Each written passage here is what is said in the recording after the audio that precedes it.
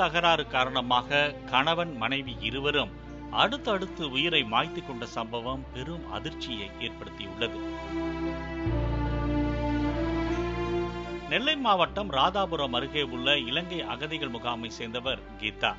இவருக்கும் திருச்சி கொட்டாம்பட்டியில் உள்ள இலங்கை அகதிகள் முகாமில் வசிக்கும் உறவினரான நந்தகுமார் என்பவருக்கும் கடந்த 4 ஆண்டுகளுக்கு முன்பு திருமணம் நடந்தது.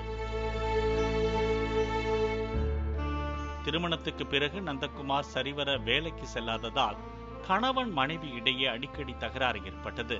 இதனால் கீதா கடந்த 3 ஆண்டுகளுக்கு முன்பு கணவரை பிரிந்து சமூக ரங்கபுரத்தில் உள்ள பெற்றோர் வீட்டுக்கு வந்துவிட்டார். இதனால் மனைவியை பார்க்க சமூக ரங்கபுரத்திற்கு வந்து சென்ற நந்தகுமார் அங்கேயே வேலை செய்துவிட்டு மனைவியுடன் சேர்ந்து வாழ்ந்து வந்துள்ளார். இந்த நிலையில் மீண்டும் கணவன் மனைவி இடையே தகராறு ஏற்பட்டுள்ளது. அதைத் தொடர்ந்து கோபமடைந்த நந்தகுமார் வீட்டை விட்டு வெளியே சென்றிருக்கிறார். இதில் மனமுடைந்து போன கீதா வீட்டில் இருந்த தலைக்கு தேய்க்க பயன்படுத்தும் ஹேர் டையை குடித்து வீட்டில் மயங்கி கிடந்ததாக கூறப்படுகிறது. பிறகு இதனை கண்ட அக்கம் பக்கத்தினர் கீதாவை மீட்டு கள்ளிக்குளம் தனியார் மருத்துவமனையில் அனுமதித்தனர்.